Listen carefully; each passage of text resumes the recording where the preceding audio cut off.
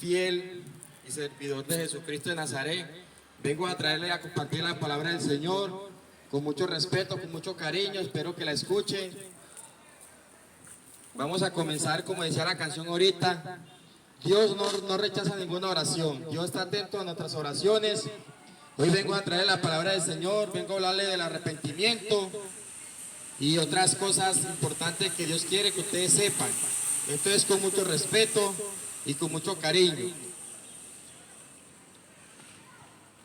Voy a comenzar leyendo la palabra del Señor en el libro de Jeremías 29, capítulo 29, versículo del 11 al 13, y dice: porque yo sé los pensamientos que tengo acerca de vosotros, dice Jehová, pensamiento de paz y no de mal, para darlo el fin que os esperáis.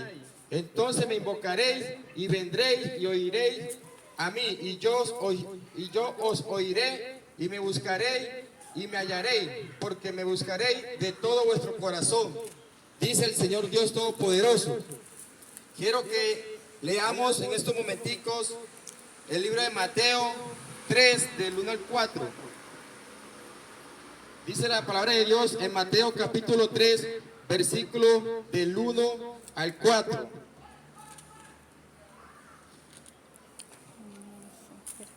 Dios no quiere la muerte para el impío. Dios quiere la salvación para todos nosotros. Y dice así la palabra del Señor: en aquellos días vino Juan el Bautista predicando en el desierto de Judea y diciendo: arrepentido, porque el reino de los cielos se ha acercado. Arrepentido, porque el reino de los cielos se ha acercado. Así dice la palabra del Señor.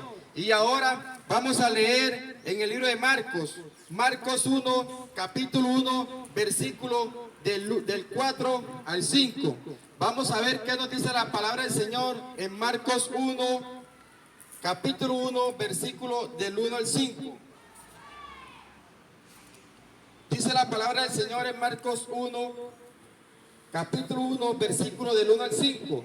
Y dice así: bautizaba Juan en el desierto y predicaba el bautismo de arrepentimiento para el perdón de pecado. Y salían a él toda la provincia de Judea y todos los de Jerusalén, y eran bautizados por él en el río Jordán, confesando sus pecados. Por eso hoy Dios Todopoderoso nos manda a decir que nos arrepentamos de nuestros pecados. Todos nosotros pecamos con el pensamiento, de palabras, a veces de obras. A veces ofendemos a alguien sin darnos cuenta, a veces por nuestros hechos, gestos. Por eso todos los días, antes de despertarnos, al levantarnos, debemos pedirle perdón a nuestro Señor Jesucristo, darle las gracias por todo lo que Él nos da: la vida, la salud, el trabajo. Por eso los invito a que leamos Lucas capítulo 24, versículo 45 al 49. Vamos a ver qué nos dice Lucas capítulo 24, versículo del 45 al 49. Y dice así la palabra del Señor. La palabra de Dios es muy bonita. Y dice así Lucas capítulo 4, versículo del 45 al 49. Entonces les abrió el entendimiento para que predicase la Escritura y entendiese la Escritura. Y les dijo así: escrito está, así fue necesario que el Cristo padeciese y resucitase de los muertos al tercer día, y que se predicase en su nombre el arrepentimiento y el perdón de pecados en todas las naciones, comenzando desde Jerusalén.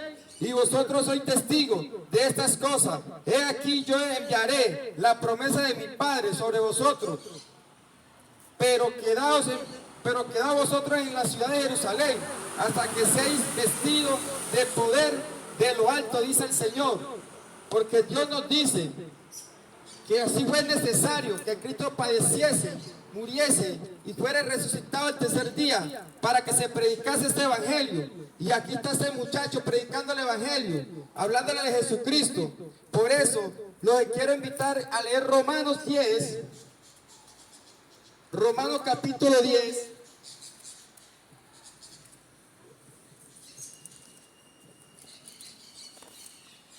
Romanos 10, capítulo 10, versículo del 13 al 15.